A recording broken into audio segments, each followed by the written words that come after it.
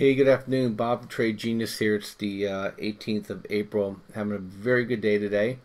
And I'm just going to go ahead and bust through our charts and I'll talk some macro stuff too. But we had a nice gap up on First Majestic. It's now hovering around $7. And we'll just see if this continues. Silver had a nice breakout too, and I'll share that to you in a sec. DRD is still underneath its VWAP, but I think this is a good lotto ticket here. It's pretty low cost, and when this thing breaks out, we'll get a double out of this one.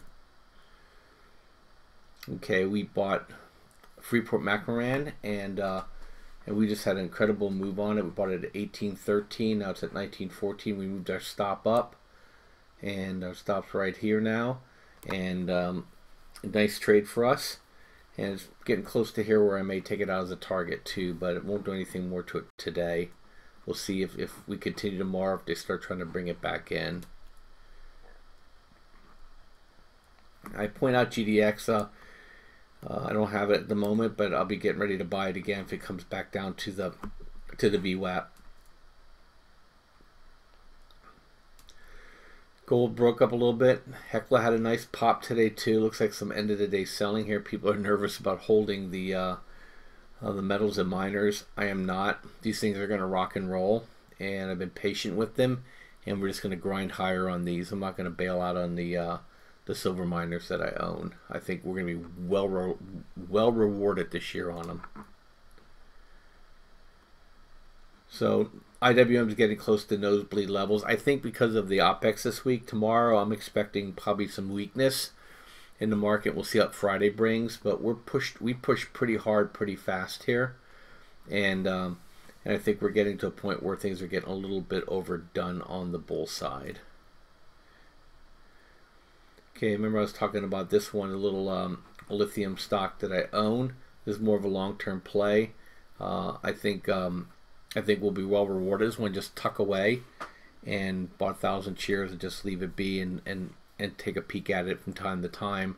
But I think it put in a good bottom here in April, and I think it's just going to grind higher because we're going to need more and more lithium for everything that we're doing for battery technology until they come up with some really good sodium batteries. Yes, that's sodium, like a lithium ion. The sodium ions are coming out too, except they're extremely heavy. They'll be used for industrial. Lithium will always be used for portable. And I think they're just going to have more and more applications for it. So I think this will be a nice tuck away. You wake up one day and see it's a double or a triple. Speaking of lithium, we have lithium also as a recommendation, and lithium here is just grinding higher.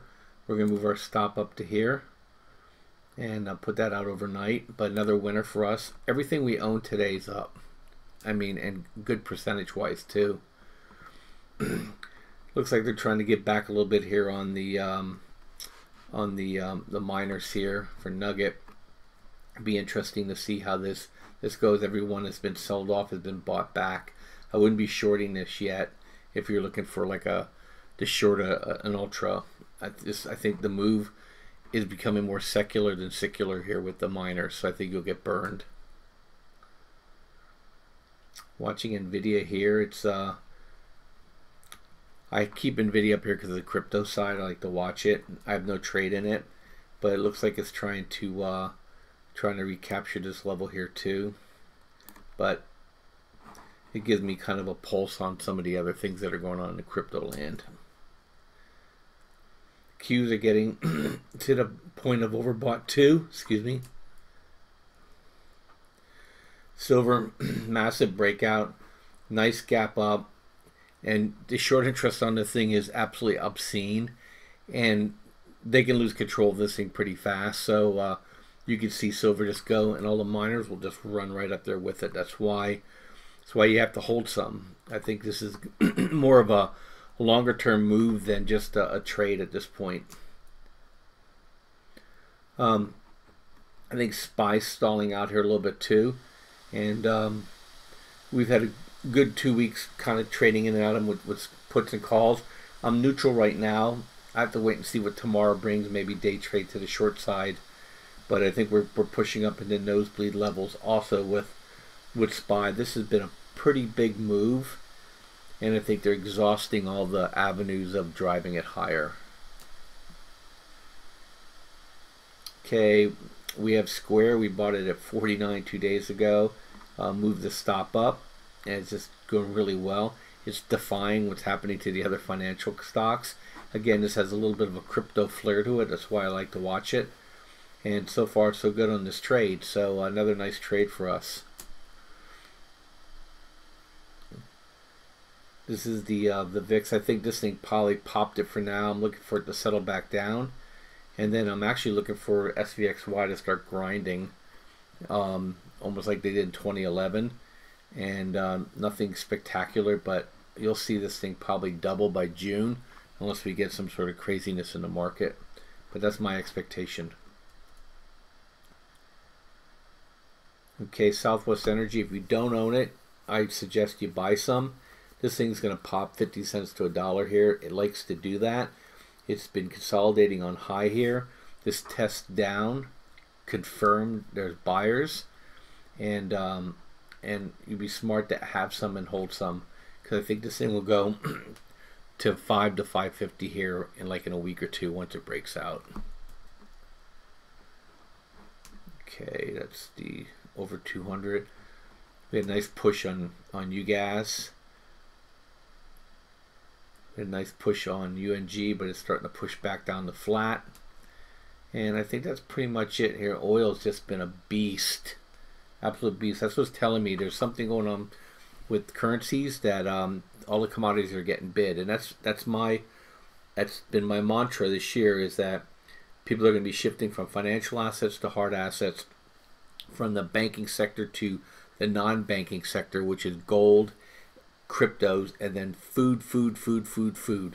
So this is the year.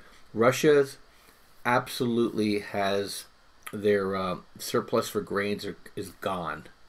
Okay, and you look at Canada, they can't put a single thing in the ground right now. It's that cold, and it's wet and cold in the U.S. and some parts are really dry, and so I think we're going to have and same with Asia too. So I think we're going to have very, very, very interesting year, and I think the grains are going to surprise to the upside, and that's the theme here for us on the equity side is grains, gold, and cryptos. So anyway, this is Bob from Trade Genius. If you like what we're doing, come check us out. We have some great software for cryptos. We do really well in the binaries. We have some good data to help us frame trades, and all day long as the market's pushed up, been selling against it, and had a nice day on the binary side, and we have probabilities that help us make those good trades.